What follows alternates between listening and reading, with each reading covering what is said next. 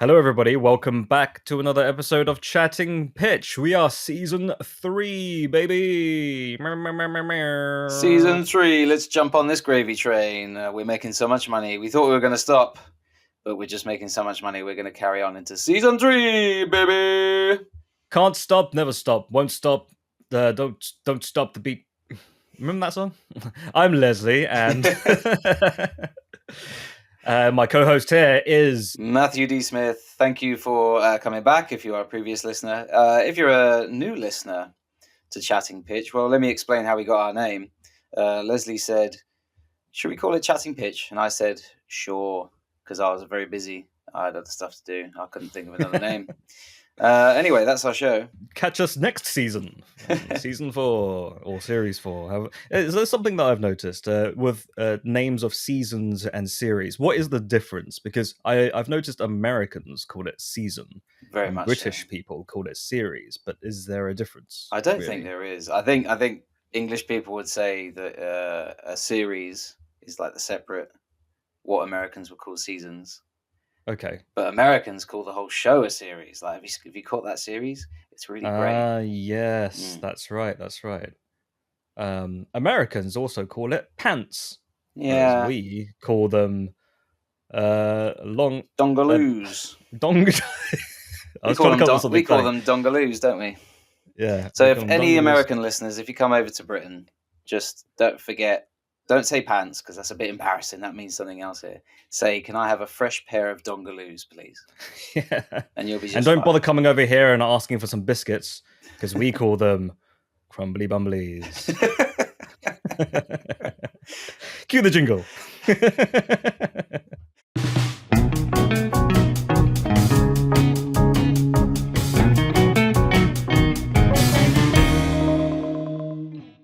I think there are some crumbly bumblies in my dangly doos, whatever it's called. What do we call them? Oh, no. I think you said dungly doos, didn't you? It's dungly doos. Dungalees. Yeah, dungleys. Yeah. Cool. So this week, we had a bit of a laugh there, didn't we? What would you class that? Would you say that's a feeling or an emotion? Oh, it's joy, isn't it? See, Americans say feelings, but in England we say emotions. So if you're an American and you're coming over to England, don't embarrass yourself. Don't say feelings, because that means something else. That means trousers. I mean dungleys. The reason why we're talking about feelings and emotions is because me and Matthew watched a movie about all of those things that came out recently, and it was the second iteration of this. Well, now as a franchise, it used to be its own movie, but now they came up with a number 2. And you can probably guess what it is by reading the title. It is Inside Out 2. Matthew, what did you think of the movie? I thought for a Disney Pixar movie that was a 2 movie, I thought it was pretty good. Sometimes sequels can be a bit mixed. For every Toy Story 2, there's a Toy Story 3 you get and a 4 and a 5. Tim Allen, he'll do them all. Because you can't have 3 and 4 first. That's what Disney proved. Yeah. Tim Allen, he'll do anything. I saw quite a funny thing yesterday. I don't know what it's from, but he's the dude. You must have seen him in some things before. He used to do a character called Neil Hamburger, and he also had a bit part in Ant-Man as the Baskin and Robbins guy. Who are we talking about? I don't know his actual name, but he did this little sketch, and it was clearly a bit, because he said, "Oh, now with sequels being so confusing and not knowing like which one comes first, we've now come up with a system where if the first movie comes out, it's going to be called, like, for instance, if it's Psycho, it'll be called Psycho 1. And then if it's a remake, then it'll be called Psycho 1R. And then if there's a sequel to that, it will be Psycho 2 RS." So it's just a little something we've been working on. I thought that was quite funny. But yeah, it does get confusing, especially when I feel quite what's the word? I'm struggling to even think of the word. I woke up with a migraine today. I've got a list of feelings here. Are you feeling Schadenfreude? Are you feeling surprise? No, I'm feeling like, I guess. Do you feel hopeful. flooding? Are you feeling flooding? Are your trousers? I'm feeling placid. Are you wetting yourself? You're feeling placid. I'm feeling safe. I'm feeling stubborn. Don't worry about me. I'm safe and stubborn. Vivacious. Now, what's that one? Vivacious. I always forget. Oh no, I was thinking vicarious. Vivacious. Isn't that like attractive, or what does it say? I have no idea. Oh, I thought that's voluptuous. attractively. Here we go. Attractively lively and animated. Typically Okay. used of a woman. Oh, I see. I see. So you're feeling Well, vivacious today, are you, Leslie? Is this I'm because not. it's I'm the just start of reading our next words. season? I'm gonna go back to my point that I was originally gonna make, and the fact that this one's called Inside Out 2 gives me kind of hope that It should have been called Outside In, really. Outside And then In, the third one could be Outside Out, then Inside In. Inside In, And then the fifth one would just be called Side by Side. Over There. Side by side. Yeah, and then the One behind the other. Offside. They were filmed. Did you see that offside that England did the other day? I don't watch football, but apparently there's a Euros thing happening at the moment. And the other day, I was watching football with the family because everyone sort of thought it would be something fun to put on the background. And England scored their first goal, and then suddenly that one turned back to a 0 because apparently it was offside. And Yes. I still don't know what that means. Well, this is what Does we're anyone doing know with, what offside means? Chatting Pitch. We're pivoting slowly away from movies into football. And more into sports, yeah. As I now explain the offside law without the Anyway, use of visual aids. back to my original point. So, Inside Out 2 has a number in it. It's called 2. And I kind of think Hollywood is being quite brave in not shying away from going back to numbers now. Because the other day, I saw Kung Fu Panda 4. I saw Despicable Me 4. And it's almost like, do we need to keep having all these colon / parentheses titles, you know? So you're thinking it could have been Inside Out, The Legend of Buster's Gold, but it's actually just Inside Out 2. It's just very simple. Here's the thing that you know, and it's the second one of that. Inside Out 2, The Ballad of Buster Scruggs. Yeah. Yeah. Inside Out 2 this time. This time it's more personal. It's even more personal because there are more feelings.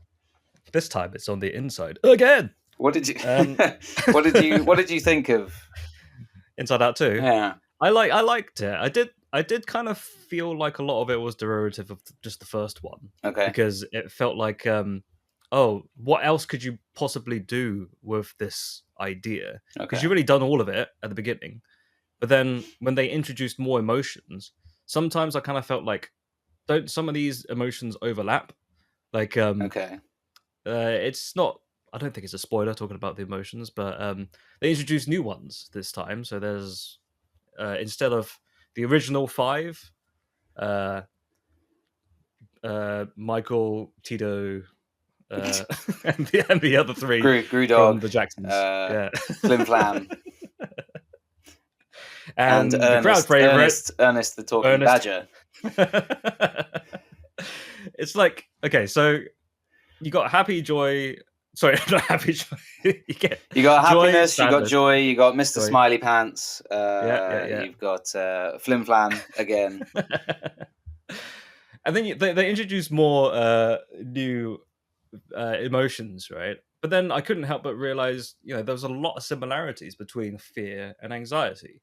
And they even make a joke about it in it where they say, oh, I think we could get along.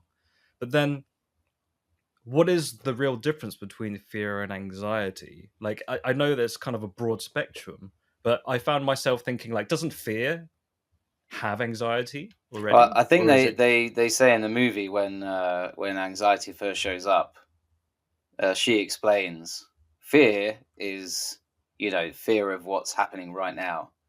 Okay. Like, oh, what was that noise? Or, oh, I don't want to go in that dark place because I'm afraid of the dark. And anxiety says, well, I plan for the future. For the future. So I'm fearful of, well, not fearful, but like I am focused on all of the things that could happen. Yeah, I do remember that now vaguely, but I don't know if you have the same issue, but going to watch a movie that's U-rated tends to bring people more of that demographic in when Yes. you're in the screen. So I had kids in front of me, which I don't have a problem with, like, kids enjoying a movie. Like, I would love them to enjoy the movie, but then when I'm watching it, sometimes they overtalk during certain things when I'm trying to listen to it. So particular pieces of dialogue Okay. will be interrupted by a kid saying, "Mummy, what does that mean?" And then What did Ernest say? I like Ernest, the talking badger. and then the parent proceeds by saying, "If you don't shut the hell up, we are not going to Disneyland. I'll turn this car back around." It Look, turns out I bought was you. actually in their back seat. I was watching it on my iPad. So yeah, I really enjoyed. We had a row of quite a big family, three or four kids, and then yeah, a parent on either side, presumably. hmm Um, and it was great. There was this one kid who was like not talking over dialogue, but every so often mm. I'd hear him say like, "Oh no, don't do it, don't do it." Like he was See, really buying into it. that's where I enjoy having kids in the screening when they're like they're actively participating in the movie. But Mm, then like there are other kids who just they're not watching at all, and I'm like right. the parents aren't even really doing anything about it either. Like I Okay. remember when I watched Elemental, and there was a whole family of maybe 5 or 6, and the kids were just running amok around the whole screen constantly, Man, what going a up to fire our thing to seats. do. What a fire thing to do, Right, yeah. I much Is prefer that those water kids. the water kids? I've Yeah. never seen Well, Elemental. I don't nice and actually. cool. Nice and it's a good film. I liked it. It's not for everybody, but I personally found a lot of things that I could relate to in that. Um, but the being a fire person and all, So, were you a fire person in this screening of I don't Elemental? I Do don't know. do do I don't know. you do you talk to people who are not doing the right thing in the cinema? But it's not fire in the sense like Inside Out where the red guy has fire and he's Yeah. angry all the time. Like that, I don't think that's what fire is in Elemental. Okay. Um, but I very much did feel like the red man in Inside Out Right. during Elemental. So there are parallels. But So, anyway, do you long as say stuff? Do you say stuff, Leslie? I don't say If stuff. I people don't are, say stuff. do you just stay quiet and No, seethe? it depends on the person. If it's a group of kids, I'm not going to say anything. Okay. If it's an adult and they should know better, then yeah, I'll say something. Totally. Because I remember when I was watching something in 3D and some guy literally right in front of me just got his phone out and started Are you filming sure he was right in front of you, or maybe he was just far away and because you had the glasses on? it.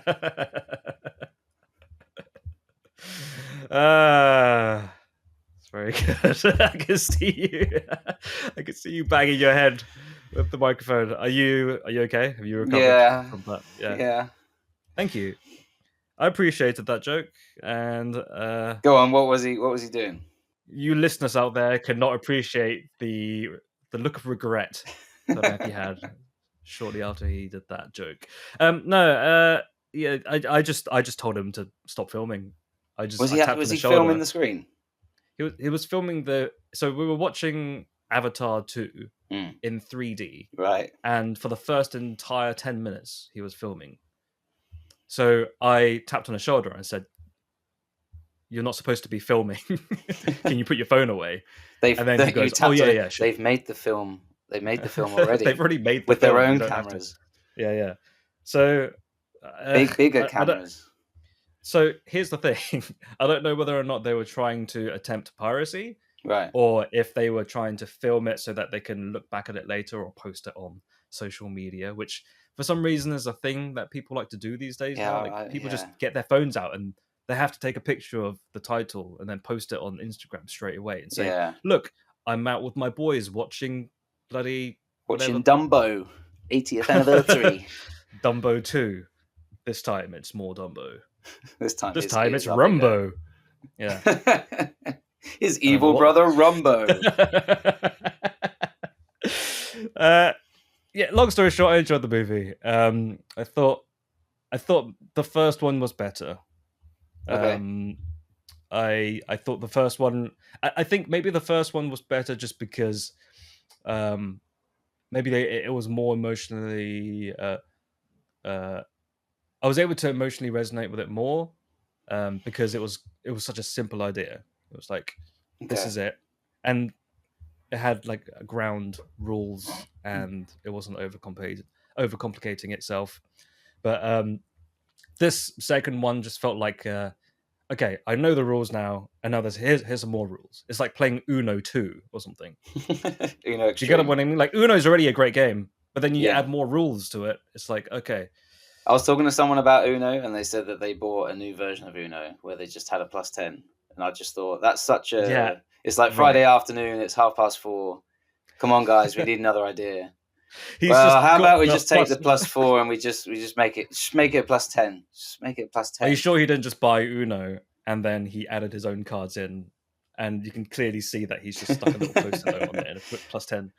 Or it's not even. Um, It's worse. It's just biro on top of the can 4. you It's please, just like, on a 10. whenever you, yeah, whenever you next play Uno with anyone, bring your own packet of Uno cards, but then replace all the wild cards with that Charlie Day wild card Yes.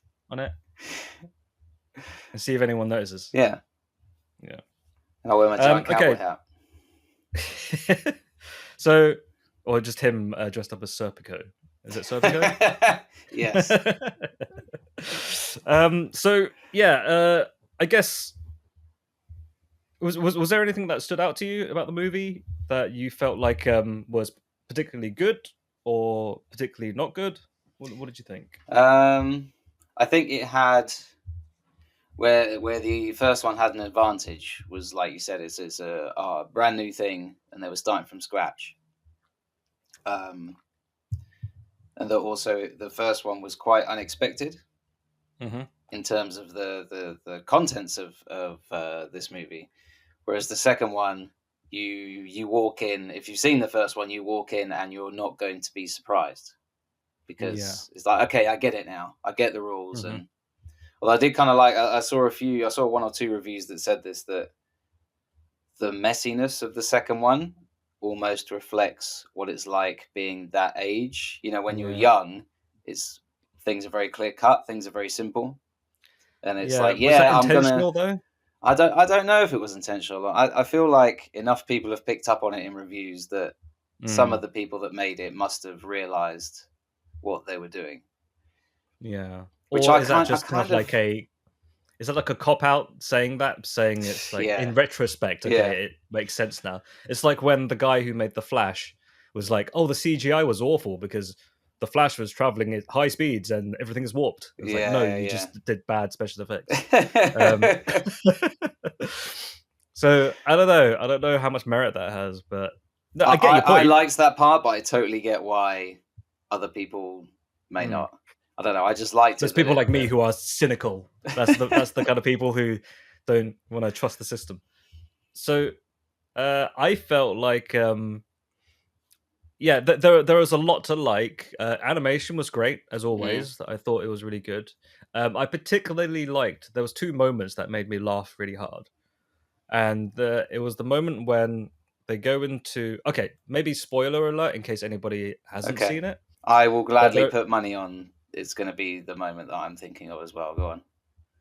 there are two moments, Yeah. so it could be either one of them. One of them is when they go into the secret vault thing, and it was the animated character who was from like an old Yeah. video game where I think Riley, the main character, had a crush on like in the video Yeah. game.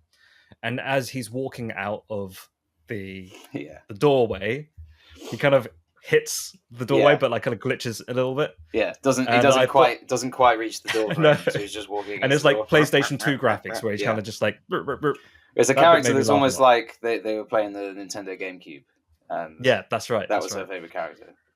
But yeah, I felt that was just that particular moment as he was trying to walk out, and he was just Yeah. his sense of direction was completely skewed. Yeah. Like that was very funny. And how he rolled just perfectly straight every single time. I did like how they incorporated that and the 2D animation characters in. Yeah, Where if you haven't seen it, it's sort of a minor spoiler, I guess. She yeah, comes across it's the idea is a vault of secrets, I think, yes, that's right. which I Yeah, quite liked. it was a vault of secrets. And the other secret that I found quite funny was the Pouchy character Yes. that came from the little dog. Yeah. I don't remember, as some sort of dog Poochie thing. Yeah, who carries But around then like a little pack, and it has a little bum bag Yeah. or fanny pack, however you want to call it. And there's that moment where he pops up for the third time, and then Anger just gets frustrated and shoves his hand into his mouth. And that made me laugh. Yeah, but That even the was... pouch is like giving it back, all sarcastic, like, "Yeah, good luck, pal." Yeah. What was just the great? noise he made. He was like, "Hey, good luck." What was great is that literally maybe a few hours before the movie, my wife was talking about how she hated kids shows like that left massive gaps, that would like talk to the audience and go, "What do you think?" Yeah. Oh, and the bit where it Really? over... That's a great idea. And then as that came up, I was just howling with laughter. Yeah. That bit where he goes like, "Oh, who are you talking to?" It's like, "The audience," and he's just facing the wall. And I thought that was very, very... What do funny. you think, everybody? He's like, "What are you looking at?" Yeah, those are some very, very funny moments. Do you want an apple, a lemon, or a stick of dynamite? Stick of dynamite. And then it's like the third time he comes over, like all he has is just dynamite. Nothing else. Yeah, I thought it was a pretty good movie. Not quite as inventive as the first. I mean, the first one had that great tunnel where if the feelings stayed in there too long, they ended up almost devolving, and they became abstract. I thought that was really great, and also something that it wasn't pandering to children. I think children would be able to understand that concept. Whereas I think some children's movies are almost like that animated dog with the pouch, where it's just they're going to talk down to children, even if they're 10 years old. And but what about do you think the kids would understand the whole concept of the sarcasm? I think they would understand that joke. Yeah, I think my thoughts about the other feelings were, mate, that was a really badly constructed sentence. Your feelings, the new feelings that came along. Yes. I thought some of them might be almost a bit too far for younger kids to understand, like the feeling, like ennui. The feeling of ennui. I thought, no. Yeah. I guess children would understand boredom. Okay. You know what I understood? No, you know what I think the kids understood was when Joy made fun of ennui and called her wee wee. Yes. Because all the kids erupted with laughter when she said that. Yeah. And I was like, okay, that's their takeaway from this. Yeah. There are the multi-levels I've come to know and love from Disney Pixar. Yeah. Who are the other ones? You had ennui, you had anxiety, embarrassment. Yeah. And what was the other one? There was envy. The small one, envy. Yeah. That was it, wasn't it? It was just those four. And nostalgia came a little bit, didn't they? Yes, I really liked that gag, nostalgia. And she just kept coming out. Yeah. I liked that there are a ton of other emotions just waiting in a back room. Yeah. And they just keep, just wait downstairs. Okay, so I was gonna say something. Yeah. So before we started recording, there was something that I said that I wanted to mention, and but before I said that, let's just do the rating system, I guess. Okay. What would you give the movie? I would give it a solid. I'd give it a chatting P. Chatting P. No TCH for you. Just no TCH for me. Just a chatting PI. Just a really talkative detective for me. I'd say it was probably a chatting. I would also agree with you. I think it was a chatting pie. Okay. I don't want to completely mirror what you say, but I basically am. So if you're wondering what Leslie's opinion is of it, anyone listening, just go back. We'll put a time code in. We'll just call it what Matthew thinks. Here's the thing. Just listen to it again. Our rating system has no meaning whatsoever, other than the fact that it's very arbitrary. Yeah. What are ratings anyway? You know, I think the reason why I don't want to give it like a full chatting pitch or even a chatting pitker or chatting pit, just because you're really struggling. Migraine's coming back. So I didn't come out of it thinking, wow, I was blown away. I was kind of like, oh, it felt like episode 2, you know. Yeah, Attack of the Feelings. Yeah, Attack of the Feelings. And I have a feeling that okay, now that we've done the rating system, that I want to mention that they've made number 2 now, and I can only imagine that they're probably going to make a number 3. Well, I mean, they had that big secret in the vault, didn't they? And they Did. Did literally you watch it right to the end? Oh, was there an after credits bit? Oh, you didn't. Okay, so I hate it when they do that. okay. The reason why At the end, did it say joy and sadness will return? Did they do that as well? No. Ridiculous. Go on, let out the biggest huff you can let out. So it's got a bit of meat to it, that huff. Go on. What do I usually? Ooh, smells like bologna. So the first thing that what I usually do when I go and watch movies is during the credits, I always Google if I have any signal. I'll be like, is there a post-credit scene? And if there is, I'll stay. If there isn't, then I'll go. And I Googled it, and apparently there was, and it said that it's going to be revealed what the biggest, darkest secret is. Okay. So, do you want me to tell you what the biggest secret is? Or do you want to wait until streaming or DVD to find out? Go on then. This is just like being in the cinema. Tell me. It's really not even worth it, to be honest. I really thought that this was them setting up Inside Out 3. No. And it was going to be a big... So at the end, Joy opens up the vault again and then talks to the biggest, darkest secret guy and says, okay, go on then, let us know what's your biggest secret. And it turns out that he goes like, oh, I burnt a hole in the rug, and that was it. And then Joy says, oh, that was it? I thought it was going to be the time that you did a wee in the pool. And then he goes back into the vault. Oh, okay. So as a new secret. Yeah, I guess that's a new secret. Okay. Yeah. And that's it, basically. Okay, I guess that's kind of funny. Yeah. It's probably better coming from them than me, but... No, I prefer after credits bits to be like this now. What I'll do is if you see every movie before me, and then I will ring you. Mm-hmm. So that's what I can do when the end credits roll. I can ring you, and I can be like, does this have an end credits bit? And you say yes, and I say, okay, go. And you just describe it to me. Sure. I could probably do it in the middle of the movie, actually, just to save time. But I'd have to watch the movie. Just give you a ring. Put you on full volume on speakerphone, Leslie. Maximum brightness on my phone, just so I don't ring the wrong person. Don't want to waste my own time, do I? If we could time it right, so like if we go and watch the movie on the same day, but I watch it 10 minutes earlier. You watch it 10 rows ahead of me, yeah, because then you'll see it before me. Yeah, because you're closer. If we learn anything from Einstein, I've seen Oppenheimer time dilation. Once. Yeah, I've seen Oppenheimer. And actually, if we go see it in what is it, 4DX, where the chairs move. Oh man! And if you get into a chair that moves faster, then you will move through time faster than I do. Exactly. And then I'll slowly phase through the screen. You'll be like, oh, where'd Leslie go? And then you'll phase next to me, and you'll be like, it turns out the secret is she burnt a hole in the rug. Yeah. The deep dark secret will return. I will put that in my calendar for the next time.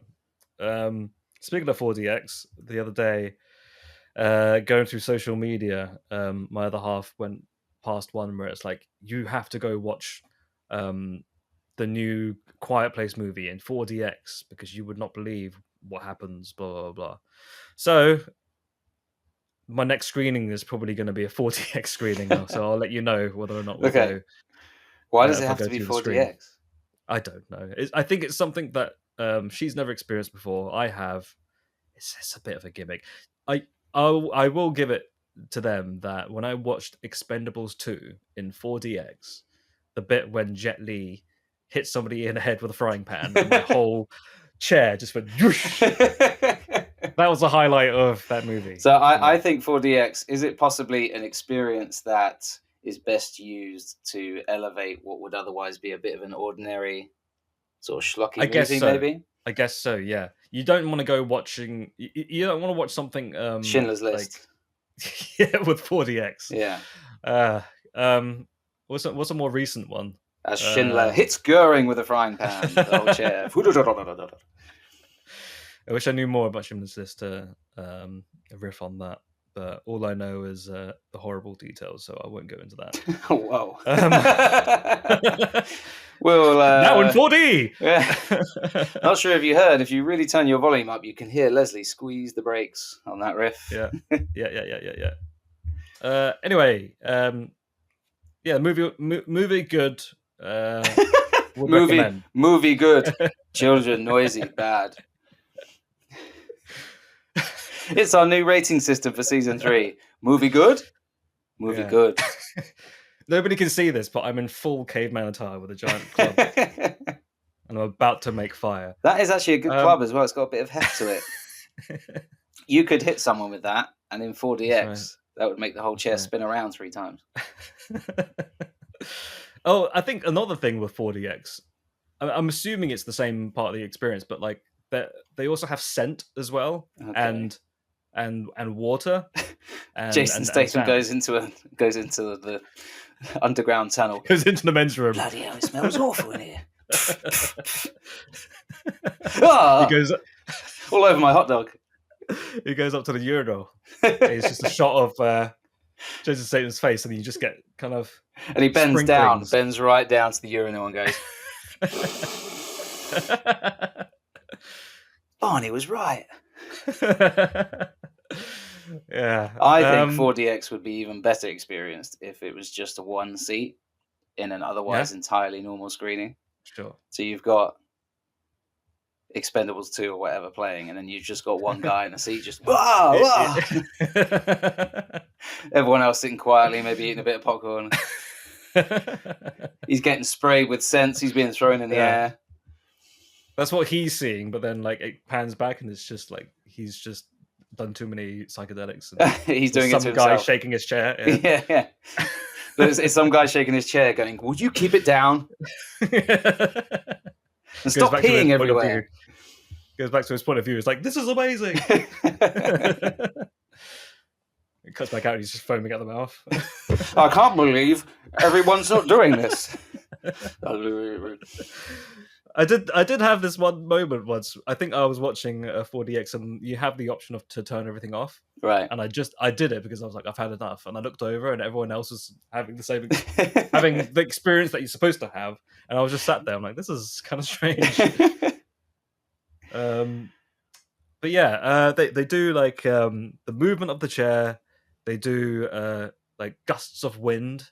They put smoke machines at the front, which is very audibly loud, by the way, because I remember seeing Star Wars 7, I think Star Wars 7 SR, I believe,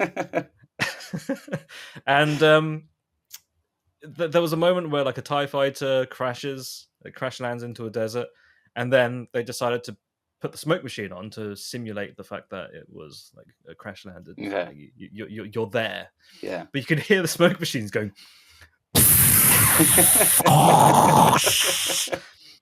And we're supposed to believe that nothing. Can you hear the lasers? We're supposed to believe that.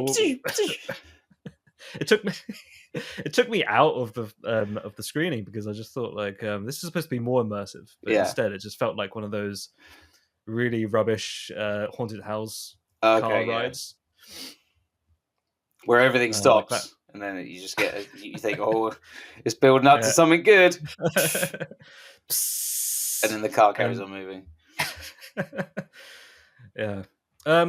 I really want them, like whichever cinema is brave enough to do this, to combine every single gimmick screening into one. You get IMAX, you get Screen X with the one with the 3 screens, you get 4DX. Wait, what was Screen X? Screen X is the one where it had different things on each screen.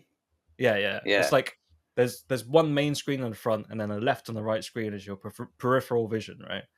But make those all IMAX screens, and then have the chairs moving at the same time with all the smoke machines, all the set, and they should call it Screen 4D IMAX X.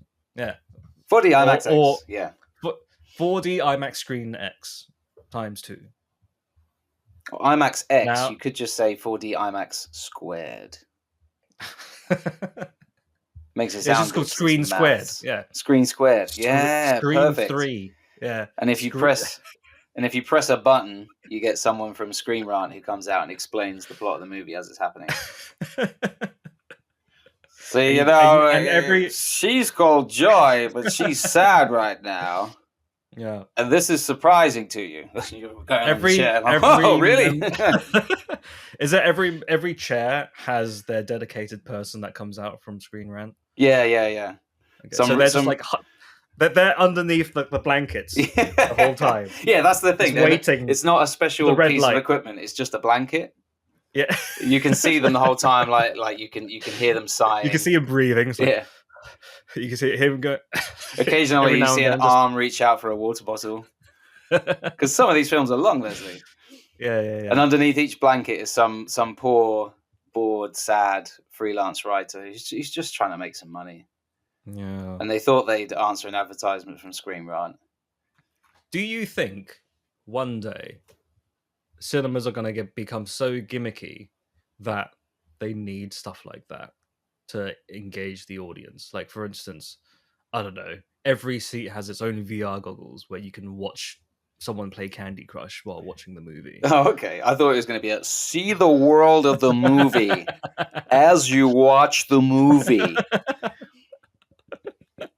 Who are you trying to be? I don't know, just one of those pre-film advertisements. Yeah, it reminds me of when like DVD was a new thing. Yes. Experience the world of DVD. Access special behind the scenes features.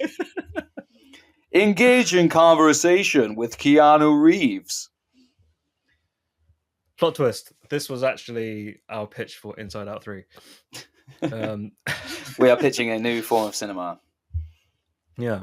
Well, I guess that's a good way to segue into the next section, which is us pitching our own feelings. So what was we're going to pitch our own feelings. This is going to be a therapy session after the jingle.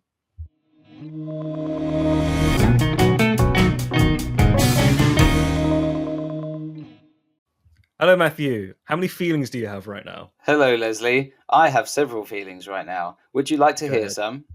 I would love to. The power of DVD.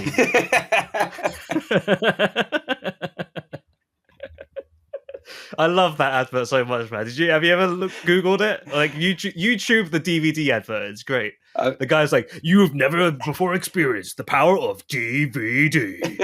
And some guy just like sitting in this chair and explosions coming out of the TV. Is it like the advert for what was the advert for? Where it's the guy sitting in a chair and he's just having like classical music blasted at him. Okay, I don't remember that one. Okay. And then what happens? Was it supposed to be? Is it? I can't remember. I don't know if it's like THX or something. It's not THX. Oh, it's probably THX. Yeah. It's just that. Which sounds. Yeah, it's a cow, isn't it? They've just slowed down a cow's moo. Oh my god! Well, they've done that for years. I've wondered how they made that noise. It's just this. Yeah.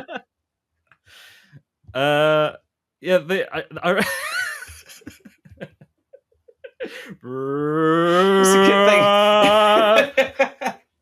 It's a good thing they went with the cow and not the duck. Yeah. You know that X Experience THX. Okay, so what were we talking about? We were talking about DVD. No, we're supposed to talk about feelings, right?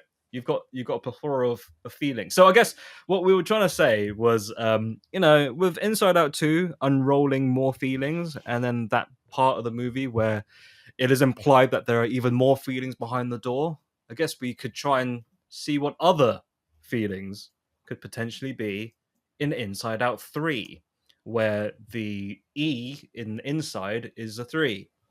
So it'll be in Insid3 Out. Insid3 Out. Yeah. Because there wasn't one ticket for Insid3 Out, please, in Cinema Squared. So, yeah. What have you got for me? So I guess at this point, Inside Out 2, all of the feelings have buddied up now. because before it was almost one team of emotions against the others. I don't think you can have that What haven't again. we had? I think that's a bit repetitious. I don't think you can have the new emotions turn up and they are like one team that are just disrupting everything. So I don't know how else you would do it. I guess maybe you could maybe have the emotions running riot outside of, because they're all in a sort of headquarters, aren't they? They're all in a sort of base. The HQ. Yeah, the HQ. I guess you could have some other feelings turning up in other places. Maybe in her dreams or something. Okay. And how would you do this? Would you just I don't know, animation, explain what the feeling is, or would you like tell me? Are we telling each other visually what they look like and how they're represented? I guess it would make sense because each feeling or emotion have their own specific design, right? That kind of. I guess you could have. It starts off with all of them in HQ, just doing day to day, but then they're getting these reports from wherever that you know stuff's going wrong, and then maybe you could have the emotions that we know: anxiety, joy, and sadness, and all your favorites, and they could almost go into their like separate team ups. And then you could cut from like one story to as they each deal with this new emotion, like Empire Strikes Back, or whatever other movies do the same thing, or any other movies that use cross cutting. But yeah, you could have that maybe like Inception, or everyone's got their own little team ups. Yeah. And Tom Hardy could play one of them, and he could have a really strange voice. Which is what, Tom Hardy? That's when you say your emotion. Oh, what? Tom Hardy's emotion. Yeah, which one's Tom Hardy going to be? He's going to be the New York guy, isn't he? He's like, hey, I'm a bike rider. Hey, I'm Hubris. Hey. Have you seen? Is it Hubris? Yeah. Have you seen that advert for the bike riders? Or the trailer for the bike riders? I haven't seen the trailer. That he's got. I've heard good things about his voice, man. Like, I don't know what he's doing, but he's like, hey, I heard you like to ride bikes. I got a nice pushback for you. He sounds like Joe Pesci, but it's Tom Hardy. Well, isn't it that I've heard that in the movie his character starts off the movie watching Marlon Brando, and he's deliberately trying to copy him. So it's almost like his character is almost putting on this performance. Because what I thought was Tom Hardy has a bingo card of accents that he can do, and which one hasn't he done yet? And it's that one. So, okay, hubris is what you said. Yeah, Tom Hardy is hubris. Okay, and what does he look like? Just looks like a butch guy with hands in pockets, just walking around with his shoulders hunched up. I don't know. Okay. I guess kind of like him from Legend. Yeah. Is it Tom Hardy from Legend? One of the Although I suppose hubris is like too much pride, isn't it? Okay. So I guess hubris would actually be very giant lion, like chest out Tom Hardy walking around. Yeah. I guess like how the camera is on me right now, like a lot of low angle shots of him walking around. Is it Tom Hardy, right, where it's like top heavy and he's got tiny legs, right? Yeah. But then he's got like the fur of a lion just around his a bit of a lion's mane thing going on. Because lions are pride, aren't they? That's the whole thing, right? Yeah. Oh, I like that. So that's him. Honestly. You're on fire. And then he sounds like Marlon Brando. He sounds like whatever voice Tom Hardy's going to do when he shows up in the booth. Sure. Have you heard that story about it's Peter Serafinowicz talking about doing the voiceover for Star Wars Episode 1? Right. And he said, normally when you do a voiceover, it's you in the booth, headphones on, and then you can see people beyond the screen. And he said while he was doing the voice of Darth Maul, George Lucas was just sat there next to him in the booth. Okay. And apparently his direction was something like, just be more evil. Be more evil. That sounds like George Lucas. He's very like nonchalant with the way that he directs, isn't it? Yeah. Yeah. From what I've seen, like we'll fix it in post. Well. It's fine. We'll just add walkie-talkies in later on. It'll be fine. That was Steven Spielberg, wasn't it? Who was it that it was E.T. they replaced instead of guns, wasn't it? Yeah. I think they should have just done the thing that Photoshop thing that you showed me, which is just a bunch of action stars with all the guns just missing, and they're all doing big thumbs up. Oh,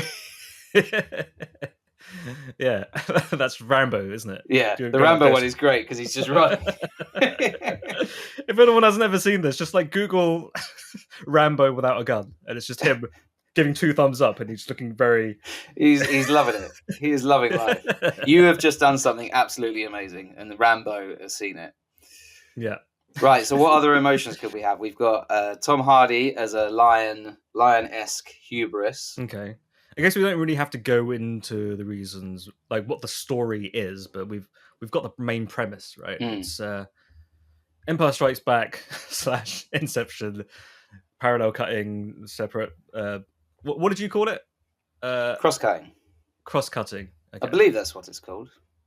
Yeah, it has many different terms, but let me have a look and see. I'm going through my list of feelings list in front of me, and I've got many emotions.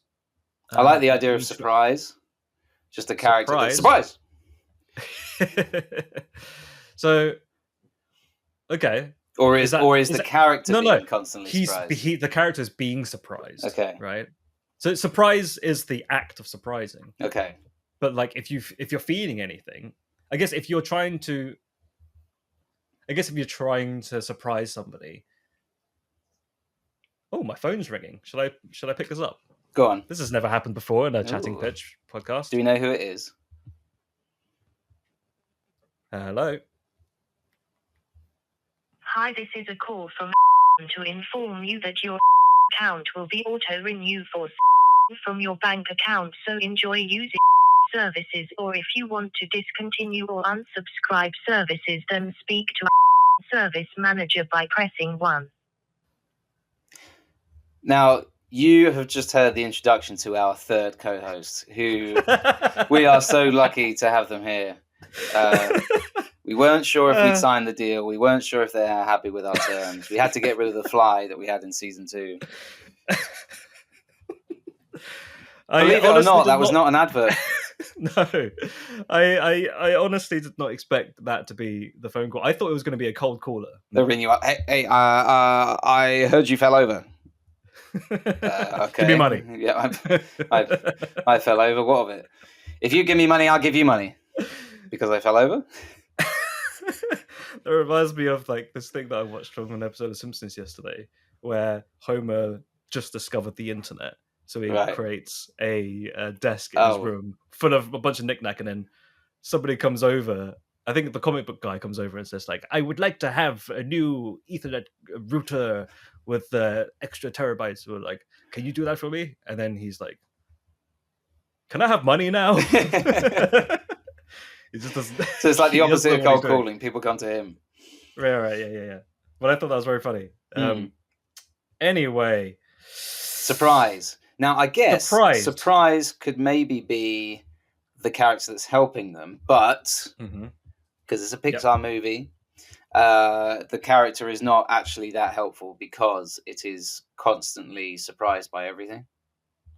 Okay. Even stuff that it knows was already there.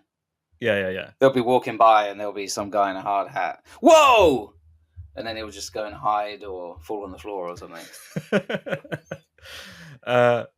And I can imagine him being... maybe he could be a character that kind of changes depending on the circumstance. Okay. So if he gets surprised, he changes form. So maybe he is in the form of one of those party blowhorn things. Oh, I like that. Yeah. Right, and every time he's surprised, he extends. It goes up in the air. Yeah. So it's a party whistle turned on its head. Yeah. So or it could be like multiple of them, so that it spans out. Oh yeah, his arms and legs. Or his arms at least. Yeah. Exactly. Who could play surprise?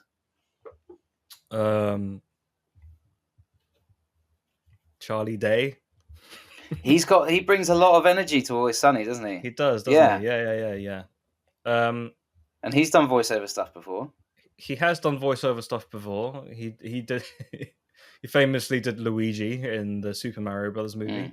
Which have you seen? No, isn't it just like, hey, I'm Mario, hey. The only Mario I know is from playing GTA Vice City, and if you save it at a certain point, whenever you load it, there's like a gang, like your friendly gang. But whenever you walk past them, they're always talking about Mario. Hey Mario, hey it's Mario. They're not talking to you. Truth be told, I've never played any of the newer Grand Theft Auto games past Grand Theft Auto 3, and I think I played a bit of Vice City, but that reference must be lost on me. Which one was that? It's a very niche reference. Number 4? That was Vice City. Vice City. Okay. Which I think was I don't remember it. I don't remember it at all. I just remember it. I remember the radio stations being very funny. Yeah, the radio stations were good. Yeah. Yeah. The only other Mario that I know is Bob Hoskins when he fought Dennis Hopper, who played Bowser, apparently. Have you ever seen that movie? I've seen enough. Yeah. In retrospect, it's a great movie because it's so out of pocket and just does not make any sense. Stick it on a 40x screen and we're golden. It's an amazing case study, I think, because it's like, why did they make this movie and why did they do it the way that they did? Because it just goes completely... It's like... It's almost like Tommy Wiseau from The Room given a studio's backing. Yeah. It's almost like... I'm going to make everything not the same. Yeah. Why are you doing this, Tommy? Give me money. Because it hasn't been done yet. And everyone's like, yeah, we know it hasn't been done yet because it's obviously not going to work. No, I prove you wrong. I need to shoot this in 3 different cameras. You were slowly going into Werner Herzog there. Yeah, I was. You need it in digital and on film to fully capture the madness of Inside Out 3. I can't do impressions. We should get Werner Herzog in as an emotion. Who could he play? Yeah, your best friend. I think Werner Herzog. Let me choose the next one. Go on. Werner Herzog will be. I'm just imagining this on a character poster. Mischievous. I am mischievous, and you will see why. I'm going to play little games with you. So it would be. Is he the main villain of the? He's like the one pulling all the strings. He could be. He could be. And I picture Mischievous as just a guy in a trench coat with a big pointy nose and a big fedora, maybe some sunglasses. You never see his mouth move. It's just you just hear his voice, right? And then I guess towards the end of the movie, they take his trench coat off, and it's just like 10 of them stacked up. Yes. You think Surprise would be able to help you, but he is nothing but my court jester. And his best friend is melodramatic.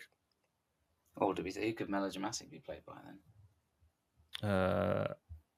Who's the most dramatic actor? Well, who is melodramatic? It can only be Daniel Day-Lewis, right?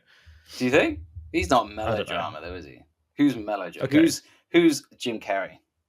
Jim Carrey's melodrama? Yeah, we could do that. Is this pre or post him being like woke? And I think because there was a moment where he kind of shifted in character as a person, right? Like it was like after Man on the Moon, he started becoming.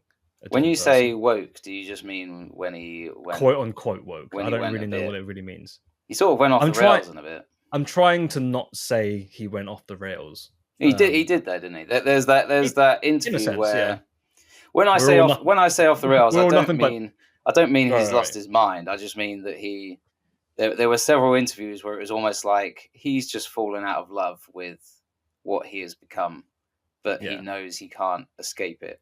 There's a great interview where he turns up. It was something like the Vanity Fair. I remember it was called the like Icons event or something. Yeah. And one of the interviewers grabbed him. I feel so sorry for her because he is just not playing the game at all. And I've seen. Have you seen this where he's talking about? I just wanted to come to the most vacuous pointless event. Meaningless event. Meaningless drivel. And I saw this was on, so I came along, and she's sort of trying to keep a game face on, trying to smile through it, while also saying, well, don't you appreciate icons? Don't you believe in icons? And he's like, icon, what an empty word.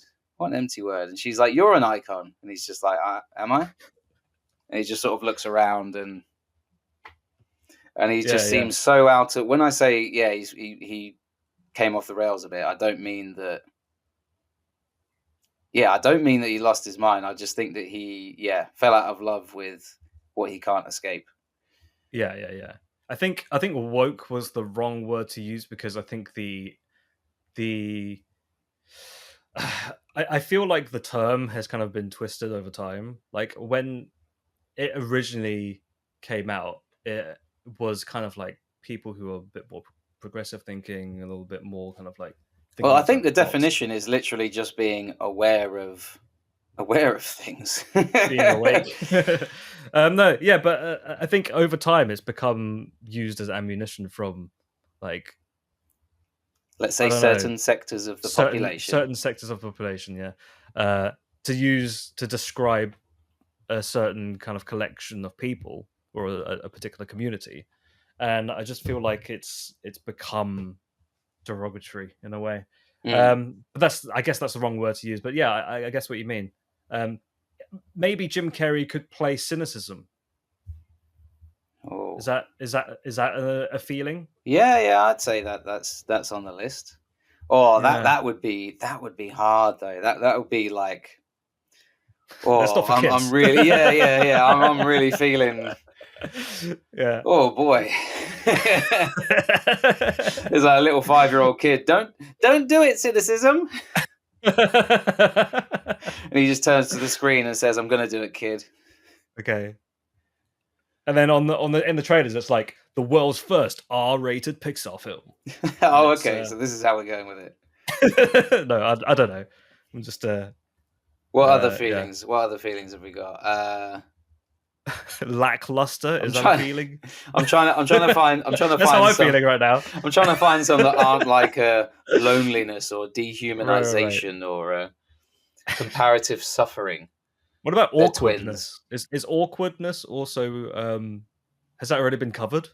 Awkwardness, I get you. I guess you could have the physical comedy. Yeah. Whoa! I dropped the lamp. You know, that sort of thing. And who would that be played by? John Lovitz. Drink up. I have such fat hands. Tartlets. Or its last our meaning. Oh, he's great in Rat Race, though. Wow, what a movie! What a movie! Yeah, I think we've talked about Rat Race before on this podcast. Yeah. If you didn't know, man, that's a comfort movie right there. If you're ever feeling down or anything, just put Rat Race on. Speaking of which, I watched another one of my go-to comfort movies the other day. Actually, two of them. One was I Love You Man with Paul Rudd. Okay, because that is a great movie, and the other one was Hot Rod. Okay, yeah. Hot Rod, I can totally see why Hot Rod didn't go fully into the mainstream, because it has some really bizarre moments. But I think if you can buy into it, then it's fantastic. Yeah. Like if you watch it back in retrospect, it's like very, very. It's quite funny because I guess you kind of really know the Lonely Island's brand of humor, but apparently back then they launched that movie without even really being a household name, so nobody knew who Andy Samberg or the Lonely Island people were. So it was like, who is this guy with big, like frizzy hair? And, acting like a big man child. Why do they keep saying cool beans? Yeah. Like there's a bit where I recently listened to a podcast of them talking about this, and like there's a moment where I think Hot Rod, his little brother, was showing him a video that he's edited of him just doing a bunch of stunts, and then he goes, "Oh, this is amazing! You're going to be the next Douglas Bubble Trousers." And it's like that name doesn't exist, but they wanted to come up with a name that sounded like a documentary filmmaker, like the next Werner Herzog or something. And I thought that was very funny. Anyway, going back to the emotions. Did you find anything? Anything else? I think because I've seen a lot of stuff on him online, I think we have to get a part for Patrick Warburton. Okay. I need to. All I can think about is bread now. But what's who's Patrick Warburton is he plays is Joe in Joe Family from the Guy. Family Guy, He yeah. is in my opinion, he's by far away the best thing in Emperor's New Groove. Yeah. As Kronk, Right? singing his own theme Yeah. tune. Did you also know that he was in Men in Black 2? Was he? I have he only was seen one that of movie the- once. Not a big fan. Neither am I, but I remembered him being in it because I Okay. remember him in the diner crying, and then he gets erased, like his memory, Oh, because he wasn't a very good agent, apparently. So oh. Well, he's those a are great the only three voiceover things I've artist. seen him in. Sorry, is that again? I think he's a great voiceover artist, though. So Yes, it's very good. Don't erase those talents. Oh yeah, he was in B Movie, wasn't he? Was he? Movie? Yeah, that was a movie. Yeah. So Probably as good as Something About Pop-Tarts. Something About Pop-Tarts. Who could Patrick Warburton be? I think he could be like Meek? Heartbreak. Heartbreak. Oh yeah, sure. Because he does a good sigh, Patrick Warburton. Yeah, Heartbreak or Heartbroken. Hmm. Yeah, and what would he look like? He would just be a big broken heart, wouldn't he? He'd just be a heart in two pieces. Yeah, and every Or time. what if it's a heart in two pieces, but he voices the same, like both parts, but they've got like, it's like twin. You know when you speak to twins and they both say the same thing at the same time. Yeah, and maybe finish they each could be other's sentences. separated. Yeah, And that's where their overriding sadness comes from, that they're not together. Yes. Speaking of heartbreaking, I'm afraid we've run out of time. Oh, I don't know. Do you have any more? I think it would just be us going through emotion, like a list of emotions, and then a list of actors. Go on, one more, and then we'll call it. Oh, I don't know. Thomas Hayden Church as Humiliation. Sure. There we go. Just imagine that on the poster. What about who's an actor that plays someone who's always confused? Oh, I don't know. Or someone who's really good at playing like quite a meek character, or I guess you Jesse could have. I Eisenberg? guess you could have. Oh, what's his name? He's in 30 Rock. Joseph Gordon-Levitt. Joseph Gordon-Levitt's in 30 Is that- Rock. Oh, I'm thinking of Third Rock from the Sun. Oh no, I'm thinking the Tina Fey. Who's the guy who plays? He's kind of a meek, almost like a receptionist. He's like a tour guide. I've never seen 30 Rock. Yeah, I've seen Third Rock from the Sun, but I'm going to look him up now so you know who I'm okay, talking. sure. Jack, the only reason why I ask is because Jack Jack McBrayer. Yes, Is that him? Yeah, is he the guy Jack who McBrayer, also was? yeah. Okay, Jack McBrayer. Yeah. What about? Oh, he's also the voice of what's his name from Wreck-It Ralph? the Oh Fixer yes, Upper guy. he is, isn't he? Yeah. There you go. There's an easy in with the agent. Yeah. Well, I was gonna say I wanted the voice for Puzzled. So I imagine him being a big Rubik's cube. Oh, okay. With arms and Yeah. legs. Constantly trying to solve itself, but Just never getting constantly. there. Yeah.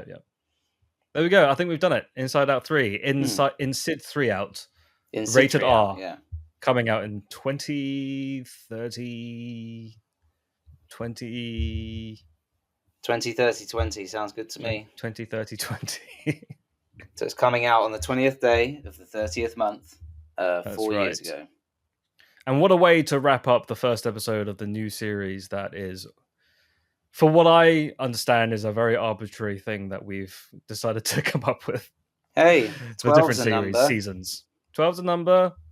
I think it's based off of, well, we've probably spoken about this before, but our first series was 12 episodes, and then we took a 3-year hiatus, and then came up with series 2 because of stuff and things. But now we're taking less of a break, and we're trying to get back into it. So here we are, and I hope you enjoyed it.